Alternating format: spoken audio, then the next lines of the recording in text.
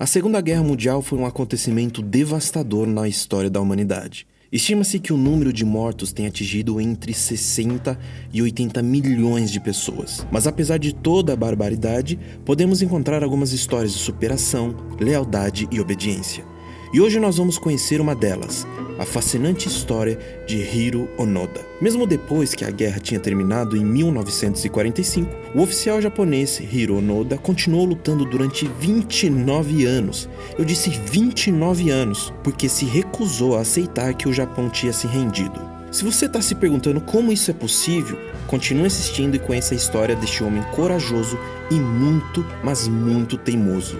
O soldado japonês que lutou por 29 anos sem saber que a guerra havia terminado.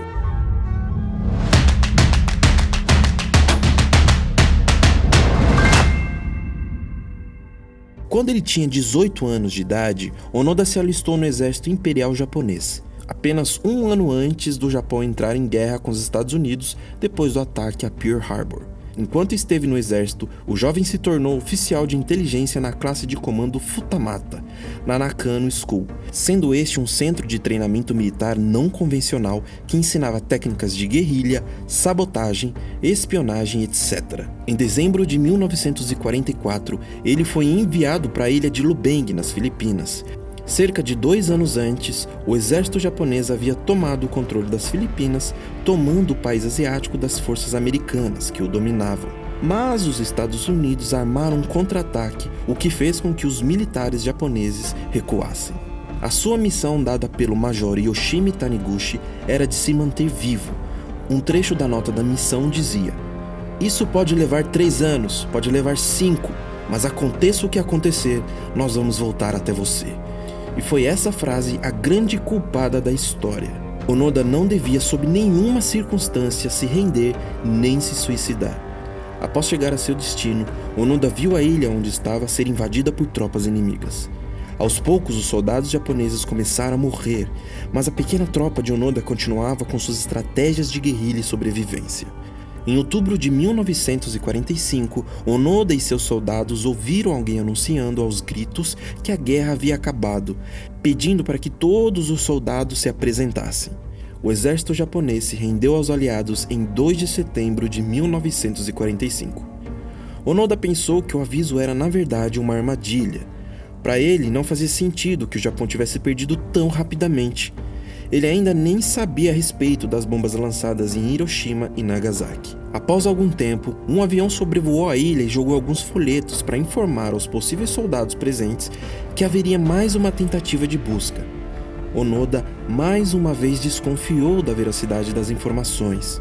Em uma entrevista, Onoda compartilhou o motivo pelo qual ignorou os panfletos. Ele disse o seguinte: "Os folhetos continham muitos erros, então presumimos que isso era uma manobra dos americanos para nos enganar. Depois da primeira distribuição de folhetos, mais alguns foram lançados, agora acompanhados de jornais com notícias a respeito do fim da guerra, além de fotografias e cartas escritas pelos familiares dos soldados.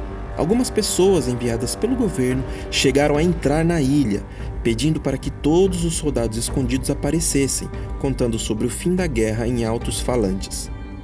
Mesmo assim, Onoda não se entregava. Anos se passaram e a pequena tropa de Onoda, formada por 4 soldados, continuou escondida. Com o passar do tempo, mesmo vendo que outras pessoas estavam circulando livremente usando roupas comuns, Onoda continuava a achar que se tratava de uma tentativa de sabotagem. Eles sobreviveram comendo arroz roubado, coco e carne de gado abatido durante invasões, executadas por ele e os demais. Quando a guerra entre o Japão e os Estados Unidos acabou, Onoda chegou a perceber uma pausa nos combates, mas não imaginava que seu país havia se rendido. Assim, ele continuou em sua guerra particular com agricultores locais e até mesmo com a polícia. Para ficarem vivos, eles construíram cabanas de bambu e viviam de bananas, leite e carne de gado roubado.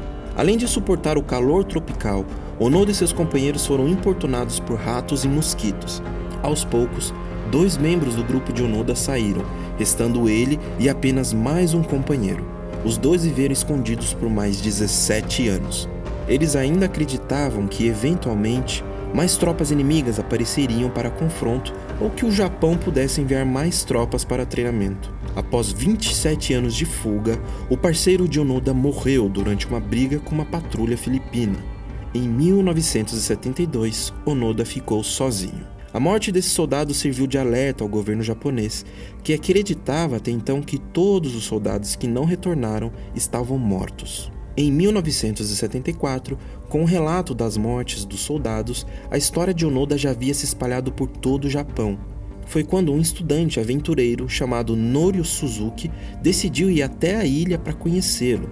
Um de seus objetivos era encontrar um panda, o Tenente Onoda e o abominável Homem das Neves. Pelo menos o tenente ele encontrou. É claro que Onoda se recusou a acompanhar o estudante.